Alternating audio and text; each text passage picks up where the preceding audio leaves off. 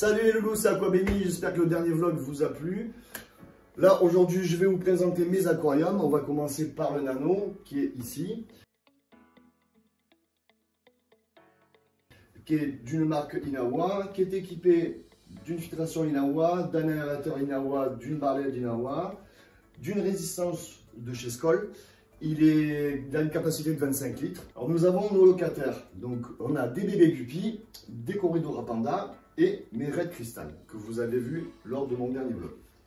Il y a aussi des plantes, évidemment c'est essentiel. Une Cladophora, une Egeria que vous avez là et ici, ainsi qu'une Echinotaurus au centre du nano.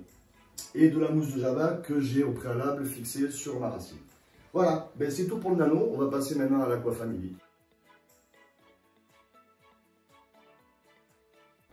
Alors on passe à l'Aqua-Family. C'est un aquarium communautaire de 220 litres de marque Aquatlantis.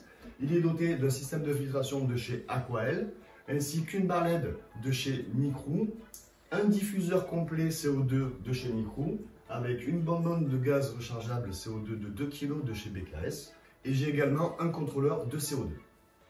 On passe aux poissons. Alors beaucoup d'espèces différentes, de différents continents.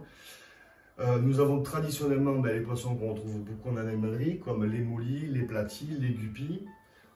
On a des rasbora, on a du tétra, alors différents tétras, on a des tétras fantômes, des tétras citron. On a également des bêtas, qui sont la femelle du combattant. On retrouve des néons noirs et des néons classiques, ainsi que des culis. Et les trois espèces, les dernières, les plus importantes pour un aquarium communautaire, des barbus, des ancitrus et des corridors. On finit par les plantes très importantes et très utiles pour votre aquarium. Ça vous permettra d'avoir une eau posée et filtrée par ces plantes-là. Donc moi j'ai une rosa au milieu. J'ai une mayaka qui est sur ma droite, ici là, que vous voyez, qui fait des longues branches. J'ai trois variétés d'Anubia différentes. J'en ai une qui est installée complètement dans l'aquarium, qui est l'Anubia Barteri. J'en ai deux qui sont totalement à ma gauche, qui est l'Heterophilia et la Lancelotea.